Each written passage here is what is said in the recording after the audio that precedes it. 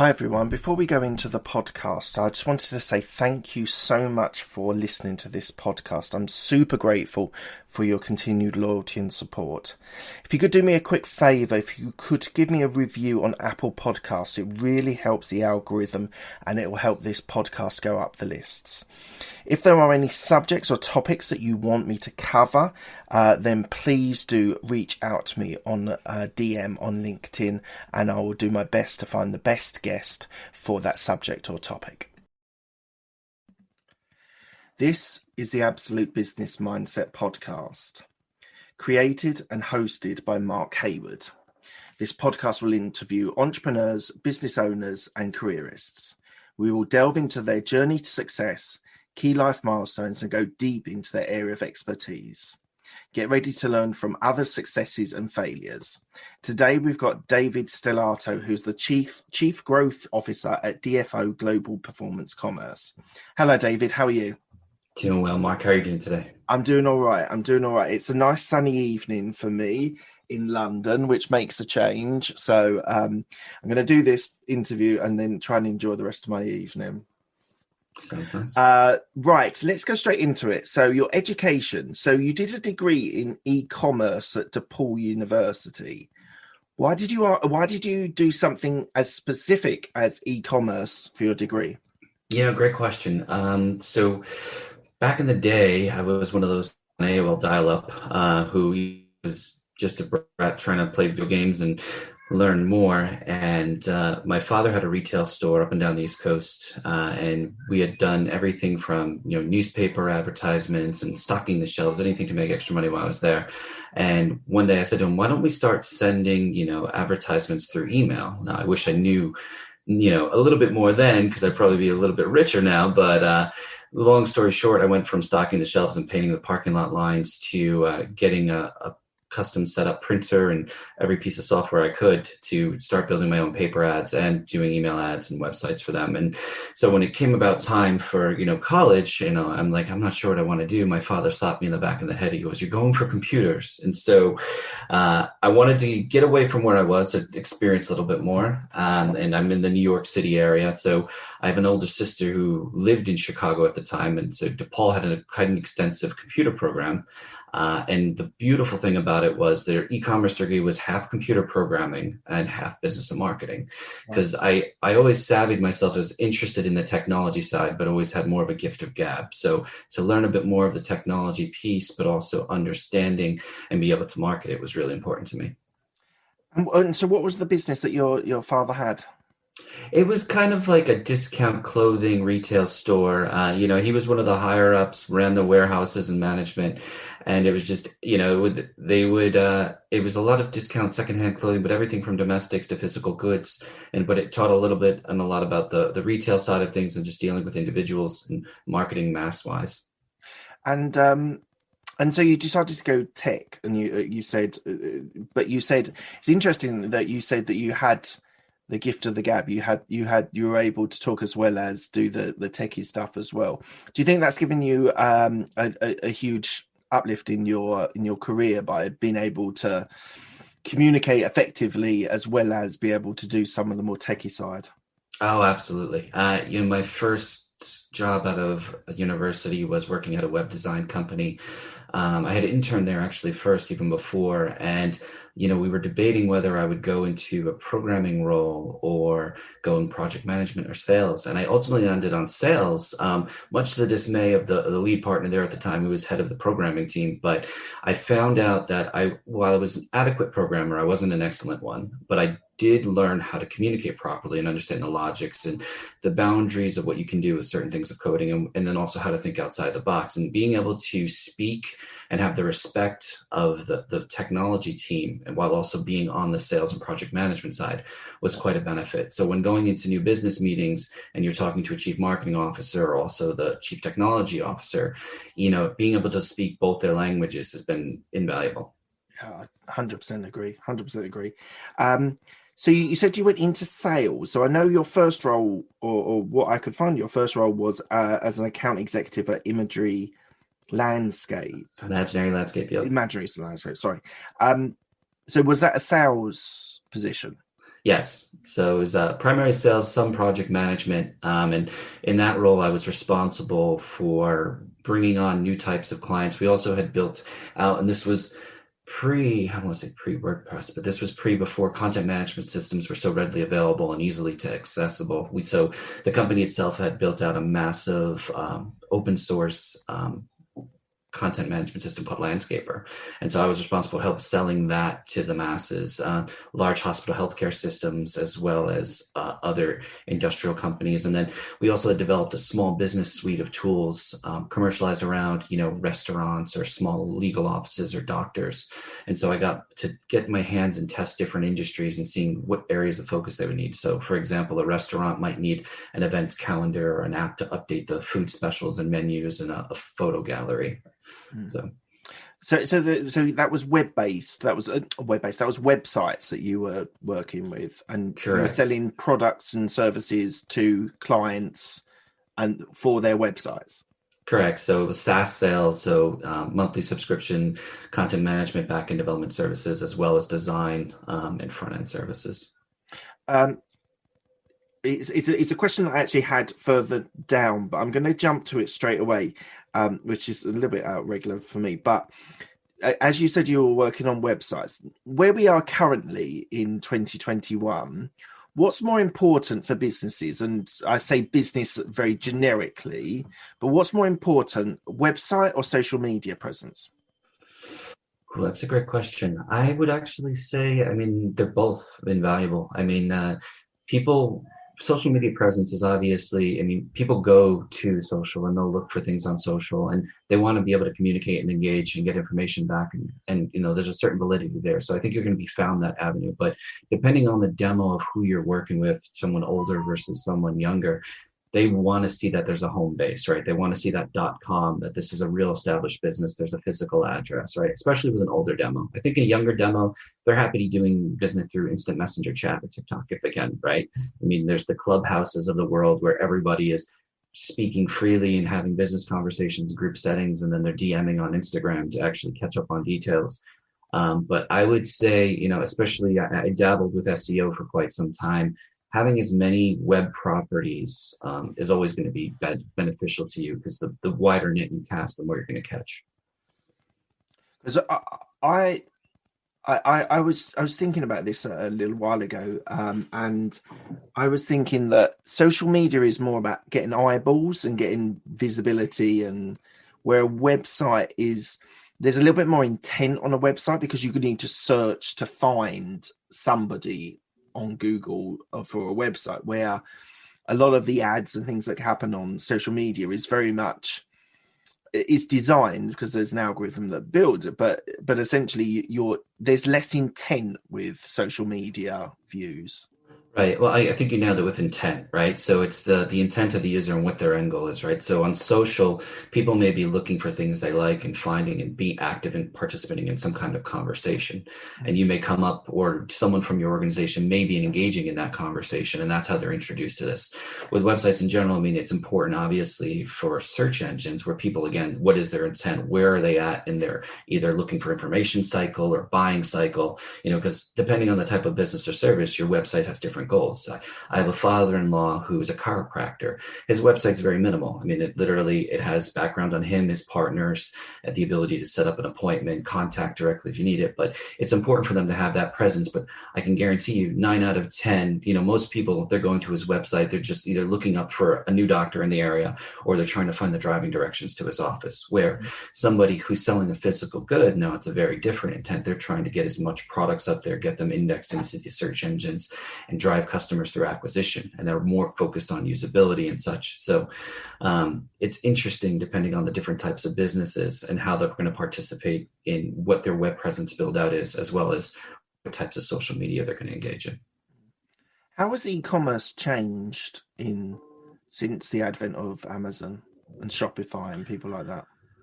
I think it's fast forwarded, right? I mean, Amazon is the 800-pound gorilla, and they also are the one who I like to say keeps everybody honest, right? They're the engine of innovation in the sense of, I mean, and it's what I call digital and analog, right? So digital is everything we do for e-commerce online, the web pages, the ability to get all the connections and integrate everywhere. But the analog is the offline portion of e-commerce that people tend to forget about. But there's people in warehouses filling up boxes and making sure there's supply chain and shipping and everything, right? Yeah. Amazon has forced e-commerce to be better. I mean, with their Amazon Prime shipping and getting things in days and Prime Now and getting it in hours.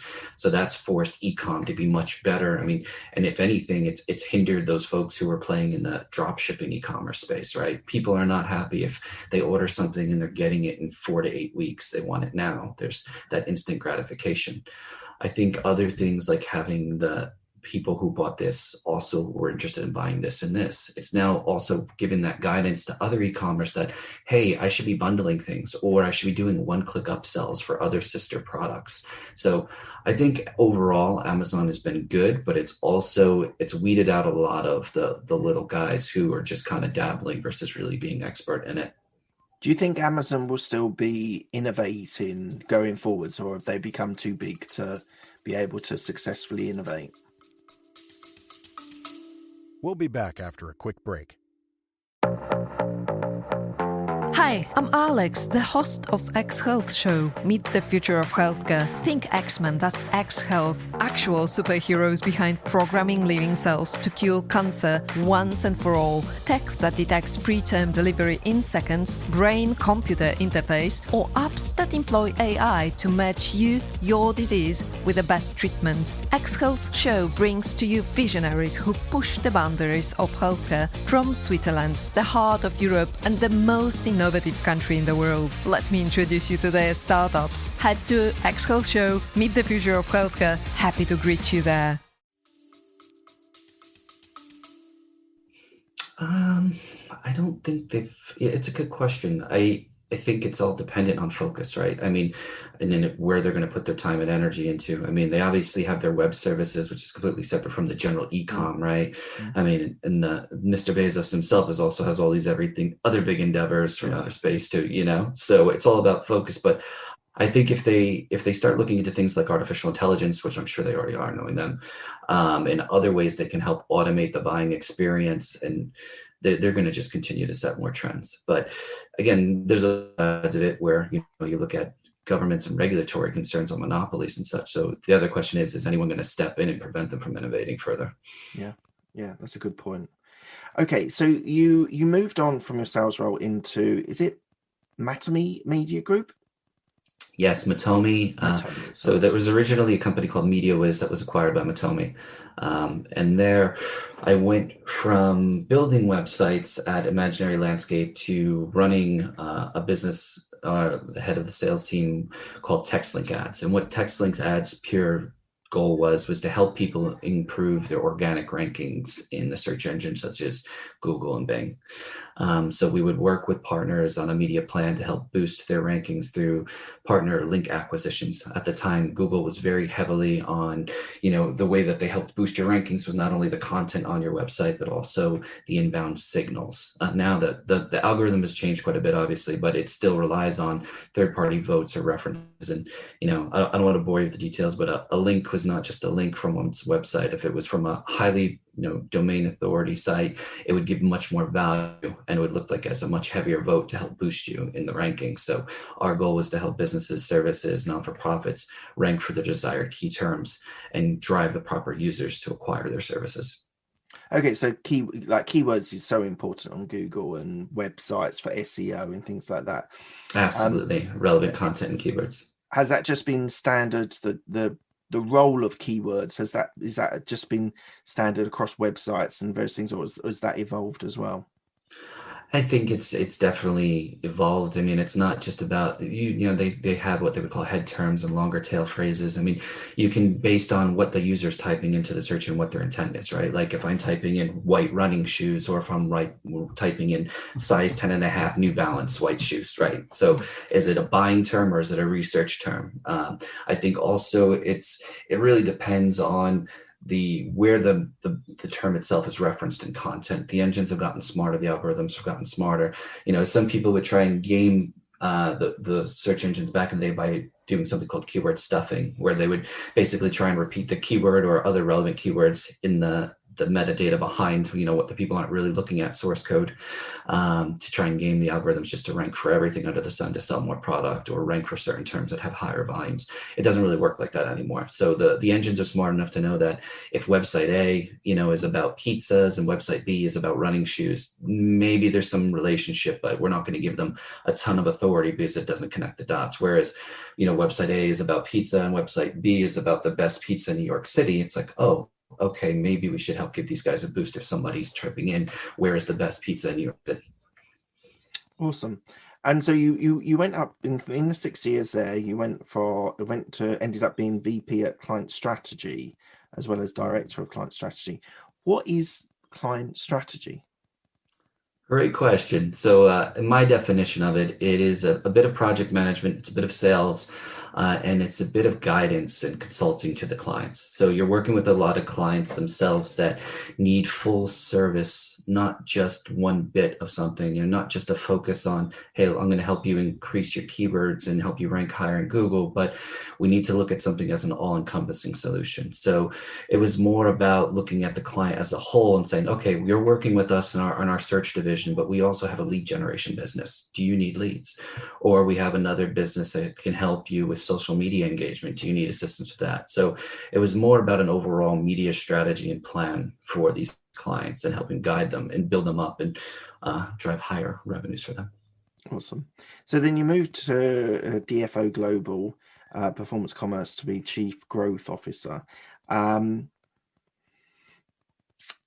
So something that keeps on popping up when I've been doing my research is this performance marketing. Mm-hmm. So what does the definition of performance marketing when you compare online marketing, digital marketing? There's you can basically spin marketing at the end of virtually every business term, but what is performance marketing?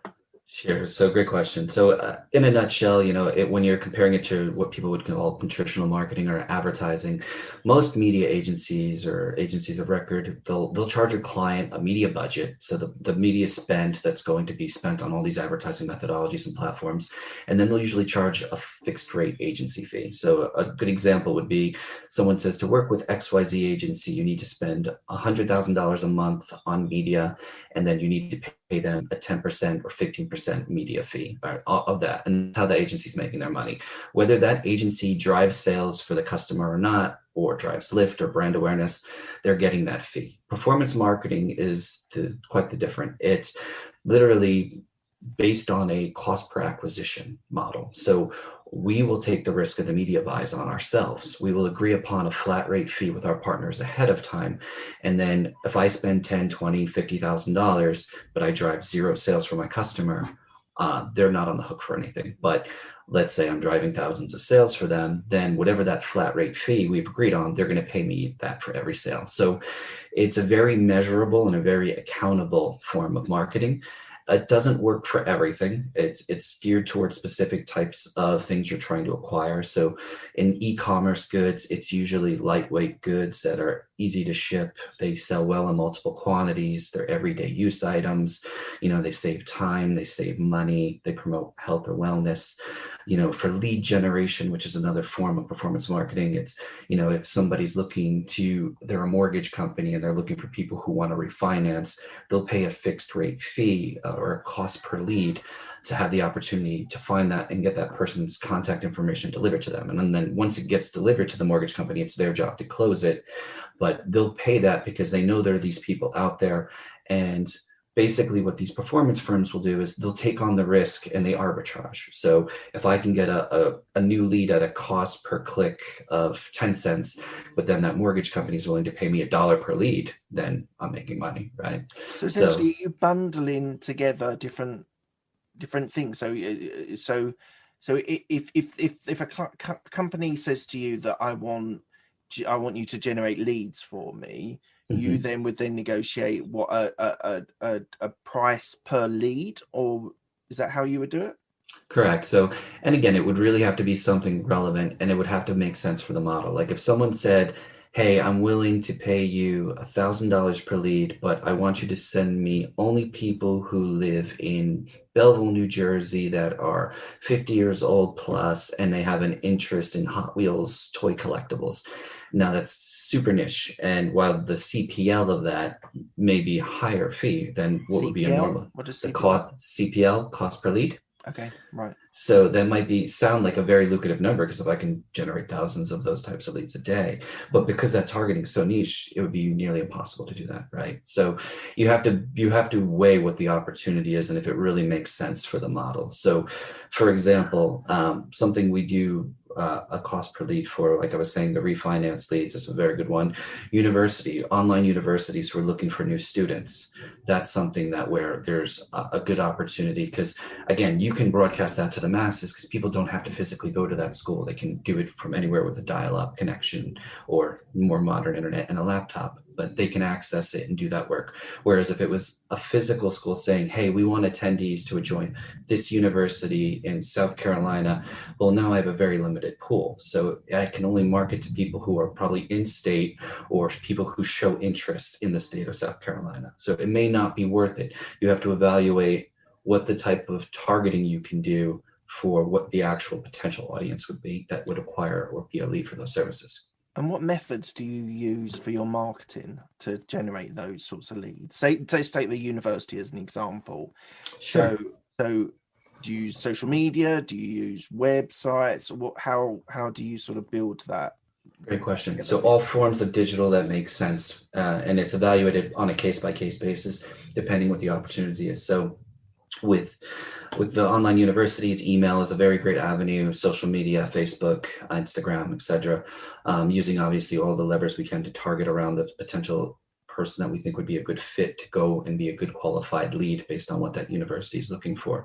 I mean, again, you may also bring in interest. So if the university is looking to bring in nursing students or programming students, you're going to want to target people that are in those types of groups. So the higher probability, you're not going to want to target somebody who wants to become a chef to go become a computer programmer. It's not going to back out for you. But with anything that we've done, it's all digital focused. So cost per acquisition and driving online sales, for example, right now we have a client we work with that sells a ceramic car coat product similar to like a turtle wax where you can spray it onto the car and help clean it off. Nice shine, keeps it away that way for a long time. Now this you can target everyday use because everyone has a car or who has a car could use this product. Car enthusiasts are more likely to do it, people who take care of their car. But, someone who's trying to save money versus having to go to the car wash all the time, right? So now we're saving time or saving money. And then there's other products that you can also sell with that bundle well together. So maybe if I'm doing and shining up the car, I notice I have some nicks, so I can sell an anti-scratch product, or maybe it's something to help inflate air in the tires. So all things that are lightweight, easy to use, mass marketable. These are all things that come into play when evaluating these types of opportunities and if they fit well for this model or not. And how do you bundle them together? How do you bundle together, as you said, the turtle wax with the anti-scratch? Are they different companies or are they all within the same company? Usually it's all within the same company. And we have the ability to source other products. So if someone comes to us and they just have, let's say they just had the turtle wax type product, but they didn't have an anti-scratch. Before we'd even start building out the campaign, we would model it out financially, looking at what are their cost of goods? What is it going to cost them to ship something that weighs this much? What is the media to acquire the types of customer that's going to cost? What are the banking fees going to be like? And we can literally model this all out ahead of time and see, okay, we assume it's going to cost us X number of dollars to acquire a new customer for this. So we know automatically for it to be profitable for the client, they're going to need a certain minimum average order value or cart value, right? Yeah. That backs out for them. And if they don't have relevant upsell products that they can sell already or sister products, then we'll help guide them to get those. Usually it's very common for people to do it in this way where they have the sister products already or we'll help them source them. Yeah. If not, we can stack another product on top of it. So what would happen in a more normal sequence would be people would go through their original offer flow, and then on the confirmation page, there would be an offer from our friends that would say, hey, this other company is also selling these car related products. And then that would guide them to the next company's website, and then they could purchase there.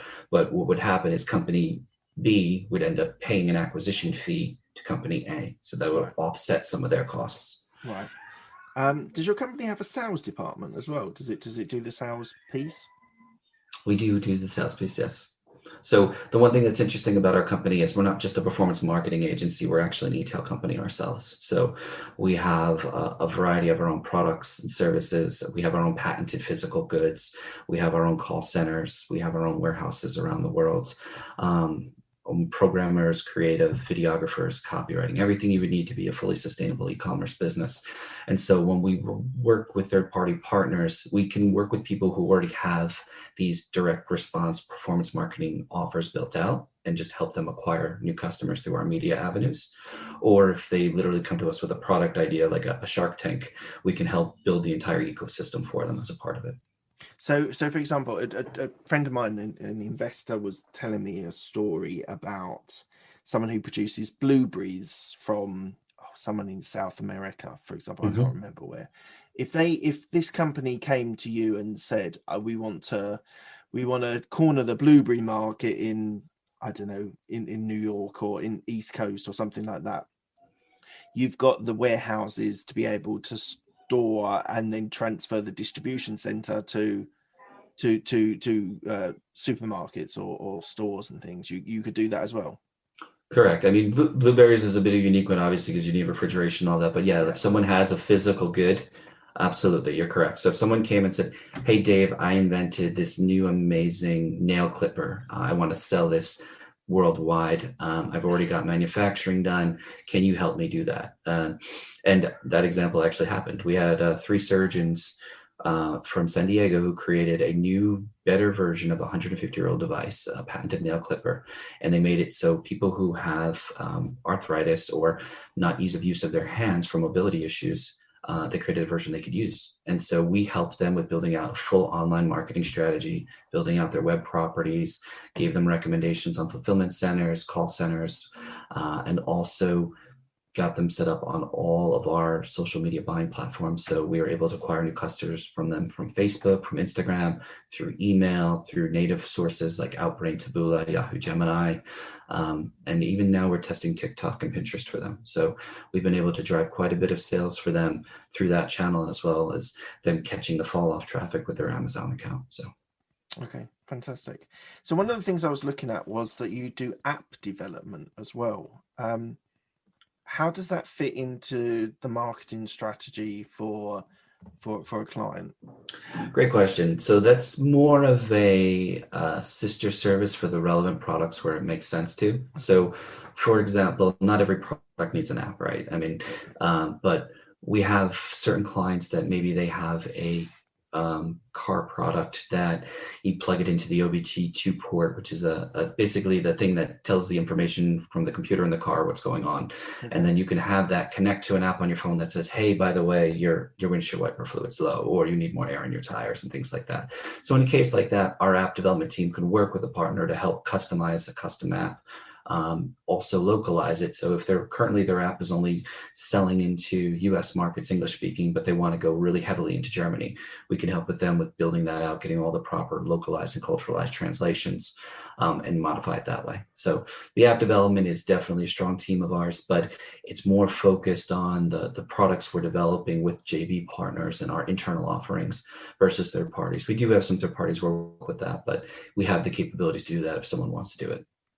And I know we've started this, the whole conversation started with e-commerce, but what is your fascination? Because e-commerce seems to have been throughout your career has been an integral part of it. Why is it more because of the tech versus sales versus right place, right time, or like why do you think e-commerce has just been throughout your career? You know, it's a good question. I've always, the tech thing is definitely something for me. I mean, I think innovation in general has always been a fascination of mine. Ever since I was a child, anything new technology, gadgety, I'm always fascinated by that. And I think the internet itself as a whole, being one of the children who were brought up on dial-up and understanding that and playing some of the first online games even, and streaming services, and you just being able to see how the world evolves and continually be a part of that is really where the fascination is. And the e-commerce aspect, when I first was going into that degree, I didn't know where it was going to fully land me. Very early on, I was also very interested in technology and law, and seeing that the innovation with technology, the law could not keep up. It still hasn't, and it's going to always be playing catch up to technology, because people are going to continue to innovate and they're going to continue to try and regulate later. I think the other thing is technology is borderless, which the law is not. The law has borders of countries, and so it'll be continually interesting to see how that evolves alongside of it. But I think where the e-commerce aspect came in was obviously making money, but the just continued evolution of how that's changed the world, the advertising, the communication piece of it, right? I think social media, programmatic media, all of these different facets is what's kind of keeping me driven and stayed in this vein and this channel, because there's just new things built every day. I mean, artificial intelligence is something that's extremely interesting to me that I think is going to continue to evolve our industry as a whole. So my next question, which you've probably already answered, is what tech are you most excited about in the next 10 years? Yeah, AI for sure. I mean, people look at AI as a dangerous thing, which it is, obviously, if it's not managed, and not in the Terminator movie sense. There's some really interesting experts on this matter, but I think being able to use things to make things more optimized, efficient, and further educate us and advance us is a benefit. I mean, what it can be used for, even in the medical realm, I think is huge. But for me, being able to remove the burdensome manual processes and have things that can think 3 steps ahead and help automate and build things faster for us, it's just going to continue to make us better. There's going to be new jobs created that people haven't even thought of yet, because the reason to have them isn't here yet. But I think that's what's really fascinating. I'm jumping around a little bit, but you're triggering a lot of thoughts for me. So you talked about regulation and sort of law. So what's your view on, this is slightly controversial, and I try to stay clear of controversy, but tax and regulation for these large corporations, these Amazons or whatever, what is tax, the tax that companies need to pay? Are we ever going to get that right in especially in the tech market?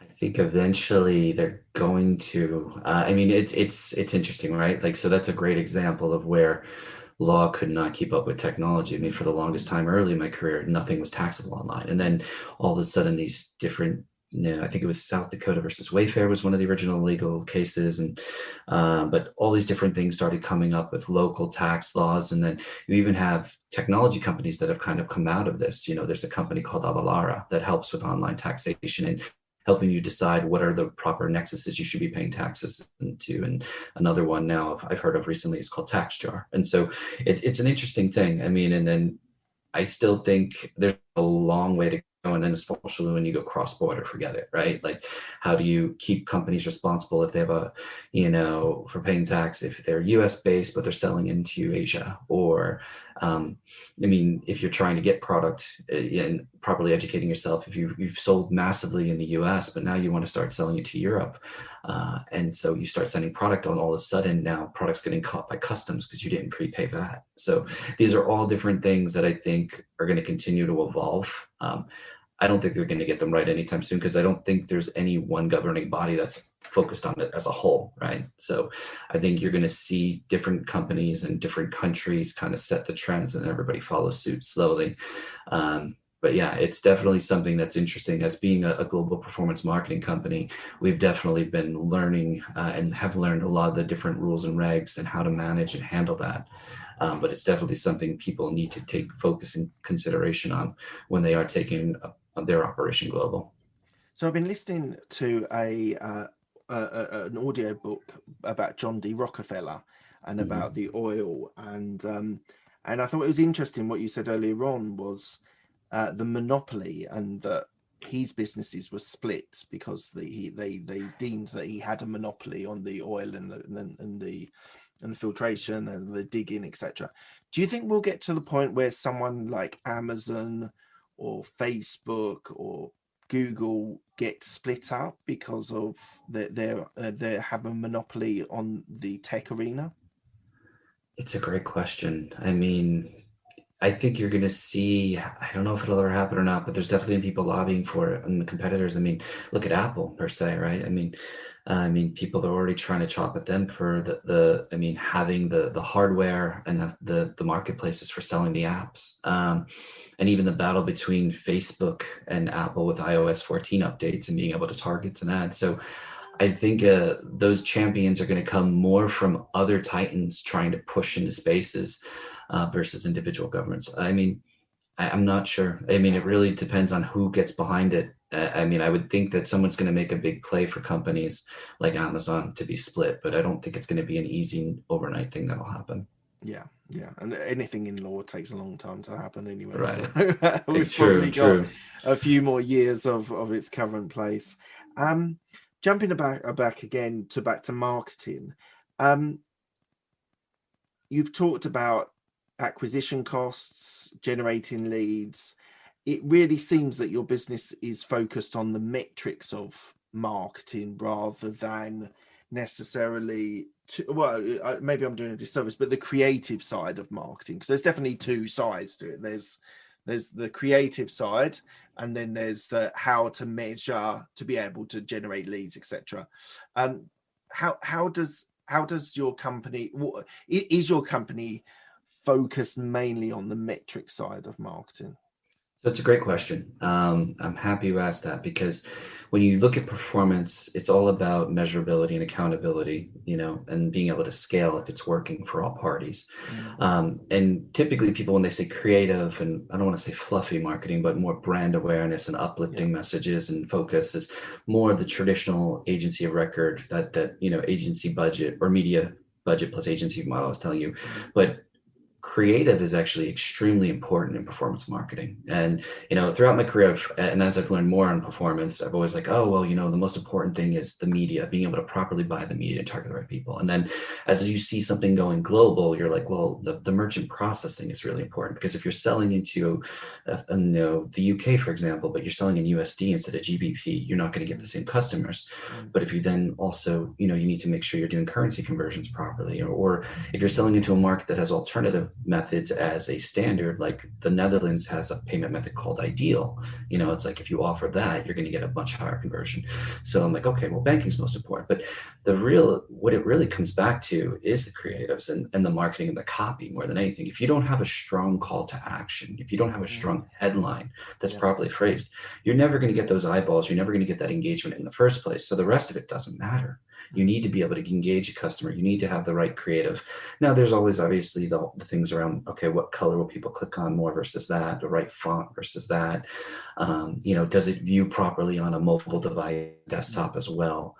But I think the ability to have that thing that catches somebody's eye, that call to action, and that can deliver the proper story or the message of whatever the service or the product is. What is the benefits? Why do they need this? Why do they need multiples of this?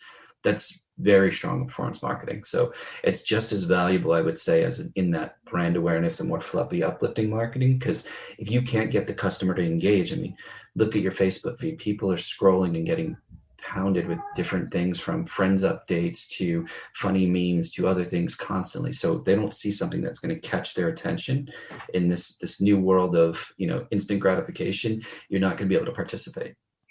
That's really interesting. So the last section before the quickfire questions is your future endeavors.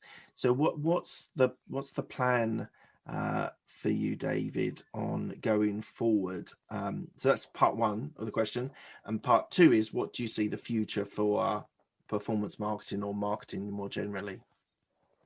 Sure. So my future, it's a good question. I hope to just continue to evolve. I've been very fortunate in my career to be able to focus on a variety of different facets of this e-commerce world, right? Starting with building the websites, then doing search engine optimization and programmatic video and native advertising. And now, kind of the combination of it all with this e-commerce world of being able to source physical goods, come up with new ideas, sell them through digital media and these various web properties and vehicles. I'm just curious to see whatever the next thing is and how to continue to evolve myself and grow myself educationally, but also build the business. As far as performance marketing as a whole, I think we're going to see a lot more of it. I mean, performance marketing has always been focused around a variety of things, some branded, some non-branded, very product focused versus brand focused, right? Because when most people are sending people to a performance marketing page, it's all about a hero product, right? Like I was using the nail clipper as an example, because we want people to buy that nail clipper. We want them to buy multiple uses of that nail clipper, because what most people don't know this, you shouldn't share the same nail clipper with your loved ones, because different people have different fungus and things on their hands, so etc. But getting people, instead of just focused on a product, being focused on a brand. And I think what a lot of the big brands who have traditionally relied on brick and mortar are now starting to understand, well, hey, I'm a big XYZ company. I've sold in, Nordstrom's and Saks and JCPenney, etc. But I now have the ability to build out this new category, a new line of products and sell directly to consumer. And not only can I do this through digital commerce, but I can do it at scale, right? Because I have the formula now to be able to say, hey, if it costs me this, it costs me this to ship, and it costs me this much media dollars to acquire the new customer, I can really scale this because there's this many people available, this many eyeballs online to go after. Thank you. Okay, we're coming to the end of the interview. I asked the same 6 questions to all of my guests. They're quickfire questions. They don't need a quickfire answer. First question is, what's the best decision that you made? I think the best decision I ever made was to go to university out of state. I think that was the first move in me opening up to realize there was a bigger world, there were bigger things.